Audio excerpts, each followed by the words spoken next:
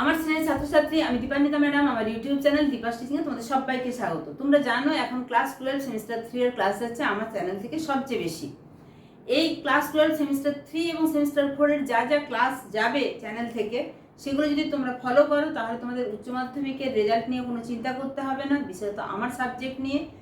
এই উচ্চ মাধ্যমিকের রেজাল্টের বেসিসেই কিন্তু নির্ধারিত হবে তুমি কোন কলেজ পাবে, কোন সাবজেক্ট পাবে। এই যে বাড়িমণ্ডল, এটা নিয়ে তোমরা অনেকেই বলছো ম্যাডাম তাড়াতাড়ি চ্যাপ্টারটা শেষ করে দিন, কিন্তু এই চ্যাপ্টারটা এতটাও ছোট নয় যে তাড়াতাড়ি শেষ হবে। এখানে সমুদ্র তলদেশের ভূপ্রকৃতি হয়ে গেছে, সমুদ্র জলের উষ্ণতা আছে, লবণতা আছে, সমুদ্র থেকে প্রাপ্ত খনিজ সম্পদ আছে, শক্তি সম্পদ আছে, সমস্ত বিষয়টা পড়াবো এবং প্রত্যেকটা এমসিকিউ ধরে ধরে আলোচনা করব। এর আগে 3টে চ্যাপ্টার আলোচনা হয়ে গেছে এমসিকিউ সহ, এবং পাওয়ার পয়েন্টেও আলোচনা হয়েছে। যদি চ্যানেলে নতুন হয়ে থাকো, আশা করবো এতক্ষণে চ্যানেলটা সাবস্ক্রাইব করে নিয়েছো, এবং যদি তোমার নোটিফিকেশন না এসে থাকে তাহলে অবশ্যই কিন্তু তুমি আমার চ্যানেলে গিয়ে ভিডিওস বা প্লেলিস্টে দেখবে, সেখানে এমসিকিউ এর ক্লাস এবং থিওরির ক্লাস কিন্তু আলাদা করে সাজানো আছে।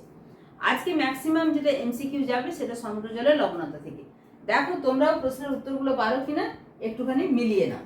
প্রথম যে প্রশ্নটি আছে, আজকে যে প্রশ্নটা শুরু করবো সেটা 99 নম্বর প্রশ্ন দিয়ে, তার মানে 1 থেকে 98 কিন্তু হয়ে গেছে।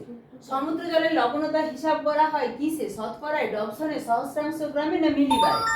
এখানে সবসময় আমি 4টে অপশন বলবো এরকম নয়, তাহলে ক্লাসটা অনেক বড় হয়ে যাবে। এটা হিসাব করা হয় সহস্রাংশ গ্রামে। যেমন আমরা শতকরা কিভাবে করি, 100-র মধ্যে কত, এখানে সহস্রাংশ গ্রামে মানে 1000 গ্রাম সমুদ্র জলে কত গ্রাম লবণ থাকে, সেটাকে পার্টস পার 1000, যেমন পার্সেন্টেজ চিহ্ন এইরকম থাকে, এখানে আর একটা এইরকম গোল থাকে, এই যে এটা হচ্ছে পার্টস পার 1000-এর চিহ্ন, যেটা সহস্রাংশ গ্রাম।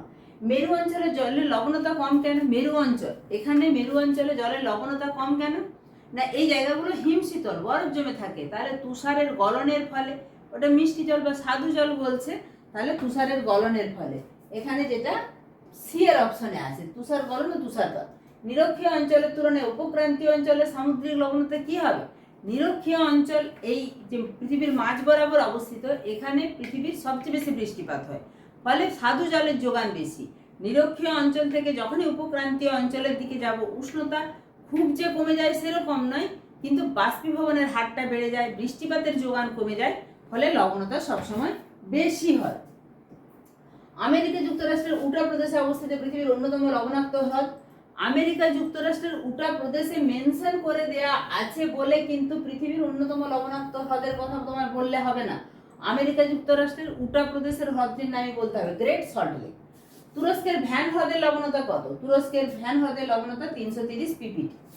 আটলান্টিক মহাসাগরে জলের গড় লবণতা কত? আটলান্টিক মহাসাগরগুলো যেহেতু উন্মুক্ত, সেখানে কিন্তু সমুদ্র জলের লবণতার পরিমাণ অনেক কম, মাত্র 35.7 ppt, যেখানে তুরস্কের ভ্যান হ্রদ দেখো 330 ppt। লোহিত সাগরের জলের গড় লবণতা 45 ppt। পারস্য উপসাগর, এগুলো সব সাধু জলের হ্রদ, 37 থেকে 40 ppt। কাস্পিয়ান সাগর পৃথিবীর বৃহত্তম সাধু জলের হ্রদ, মাত্র 13 ppt। বাল্টিক সাগর সাধু জলের হ্রদ, মাত্র 11 ppt। তোমরা অপশনগুলো দেখতে পাচ্ছ, আমি আর অপশনগুলো ধরে ধরে আলোচনা করছি না। এরপরে চলে যাবো 109 এর কোশ্চেনে, মহীসোপান এবং মহীঢালকে একত্রে কি বলে? মহীসোপান এবং মহীঢালকে একত্রে বলে মহীমঞ্চ। মহীসোপানে যেসব সাগর উপসাগর দেখা যায় তাদেরকে একত্রে কি বলে? তাদেরকে বলা হয় অধিমহাদেশীয় সাগর। যে কাল্পনিক রেখা সমুদ্র তলে একই গভীরতা বিশিষ্ট, মানে সমুদ্র যে জলের তলা তার নিচে একই গভীরতা বিশিষ্ট যে স্থানগুলোকে যুক্ত করে তাকে বলে আইসোবাত। সমুদ্রের কোন অংশে অন্তঃসাগরীয় ক্যানিয়ন দেখা দেয়? এগুলো কিন্তু সমুদ্র তলদেশের ভূপ্রকৃতির কোশ্চেন। এই অন্তঃসাগরীয় ক্যানিয়ন দেখা যায় মহীঢাল অংশে, মহীসোপানের পরে যে অংশটা ঢালু হয়ে হঠাৎ খাড়া ঢালে নিচে নেমে যাচ্ছে। পরের প্রশ্ন, কোন উচ্চভূমি 90 ডিগ্রি পূর্ব শৈলশিরা নামে পরিচিত? আন্দামান নিকোবর উচ্চভূমি। অ্যাকচুয়ালি বাংলাদেশের উপর দিয়ে গেছে 90 ডিগ্রি ইস্ট বা 90 ডিগ্রি পূর্ব, এই যে 90 ডিগ্রি পূর্ব দ্রাঘিমা রেখা, তার ঠিক তলায় দেখো আন্দামান নিকোবর। এই 90 ডিগ্রি ইস্ট রিজ বা 90 ডিগ্রি পূর্ব শৈলশিরা হচ্ছে আন্দামান নিকোবর উচ্চভূমি। পৃথিবীর বৃহত্তম লবণ খনি কোনটি? পৃথিবীর বৃহত্তম লবণ খনি হচ্ছে সিপ্টো খনি। এরপরে অপশন 4টের মধ্যে তোমাদের সঠিক উত্তর বেছে নিতে হবে। বারবার তোমাদেরকে বলছি, প্রত্যেকটা কোশ্চেন যদি তোমরা এইভাবে, প্রত্যেকটা ভিডিও যদি এইভাবে 2-3 বার করে দেখতে থাকো, কোশ্চেনগুলো কিন্তু মুখস্থ হয়ে যাবে। 115 দেখে সমুদ্রের প্রতি লিটার জলে ব্রোমাইন পাওয়া যায় কতটা? 700 মিলিগ্রাম করে। সবচেয়ে বেশি ফেরোম্যাঙ্গানিজ নোডিউলস, এই ফেরোম্যাঙ্গানিজ নোডিউলস খুব গুরুত্বপূর্ণ একটি খনিজ যেটি সমুদ্র থেকে পাওয়া যায়, এবং এই ফেরোম্যাঙ্গানিজ নোডিউলের অর্থনৈতিক গুরুত্ব অনেক বেশি। দরকার হলে শুধুমাত্র ফেরোম্যাঙ্গানিজ নোডিউল নিয়ে আমি একটা ভিডিও নিয়ে আসবো। এটা সবচেয়ে বেশি পাওয়া যায় প্রশান্ত মহাসাগরে। ব্ল্যাক স্মোকার্স কাকে বলা হয়? এই ব্ল্যাক স্মোকার্স ম্যাসিভ সালফাইড, যখন ভূ অভ্যন্তর থেকে ম্যাগমা উঠে আসে, তার মধ্যে ম্যাসিভ সালফাইড থাকলে সেখানে যে কালো ধোঁয়ার মতো মনে হয়, সেটাকে মনে হয় যেন যে একটা পুরো ধোঁয়া, চিমনি থেকে ধোঁয়া বেরোচ্ছে এরকম, সেটা ম্যাসিভ সালফাইডকে বলে ব্ল্যাক স্মোকার্স। সালফার সমৃদ্ধ লবণের স্তরকে কি বলে? ইভাপোরাইট। পরের প্রশ্ন, পৃথিবীর বৃহত্তম সমুদ্রগর্ভের খনিজ তেল উত্তোলন কেন্দ্র। পৃথিবীর বৃহত্তম খনিজ তেল উত্তোলন কেন্দ্র কিন্তু ঘাওয়ার, কিন্তু পৃথিবীর বৃহত্তম সমুদ্রগর্ভের খনিজ তেল উত্তোলন কেন্দ্র হচ্ছে সাফানিয়া। রেয়ার আর্থ উৎপাদনে অগ্রণী দেশ কোনটি? রেয়ার আর্থ উৎপাদনে অগ্রণী দেশ হচ্ছে চীন। এই রেয়ার আর্থ, তোমরা যদি বলো আমি রেয়ার আর্থ নিয়ে ওটা ভিডিও আনবো, এটা হচ্ছে তোমরা যে পর্যায় সারণী পড়েছো, পর্যায় সারণী 17টা গুরুত্বপূর্ণ মৌল, যেটা দিয়ে মোবাইলের স্ক্রিন, স্পিকার এগুলো তৈরি হয়। এর পরের প্রশ্ন, গভীর সমুদ্রে 3000 থেকে 6000 মিটার গভীরতায় উল্লেখযোগ্য খনিজ সম্পদ কোনটি?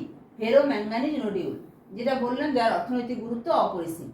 122, জোয়ার ভাটায় সমুদ্র জলের উচ্চতা ন্যূনতম কত মিটার হলে জোয়ার ভাটার শক্তিকে কাজে লাগিয়ে বিদ্যুৎ উৎপাদন করা হয়? জোয়ার ভাটা খেলে আমরা জানি উপরের দিকে ওঠে, জল আছড়ে পড়ে এভাবে, এটা কত মিটার পর্যন্ত উঠলে সেখান থেকে বিদ্যুৎ শক্তি উৎপাদন করা যাবে?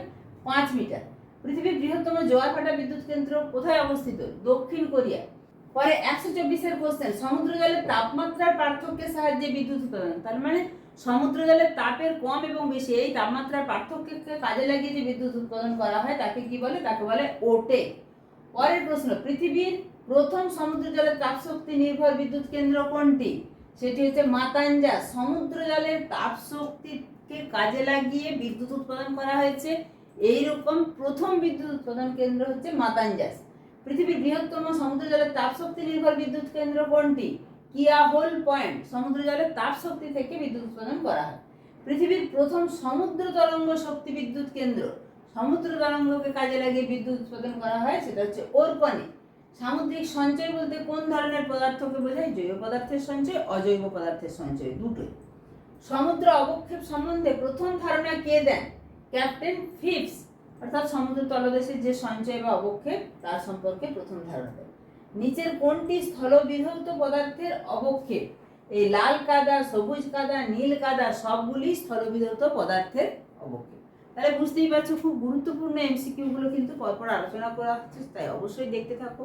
আবারও বলবো, চ্যানেলে নতুন হলে চ্যানেলটি সাবস্ক্রাইব করে রেখো, এবং গুরুত্বপূর্ণ এই তথ্য প্লাস ভিডিওটা, যে এখান থেকে তোমরা সমস্ত ক্লাস পাবে, এই তথ্যটাও কিন্তু বন্ধুদের মাঝে শেয়ার করার জন্য তোমাকে ভিডিওটাও শেয়ার করে দিতে হবে, আর অবশ্যই একটা লাইক করে দিও।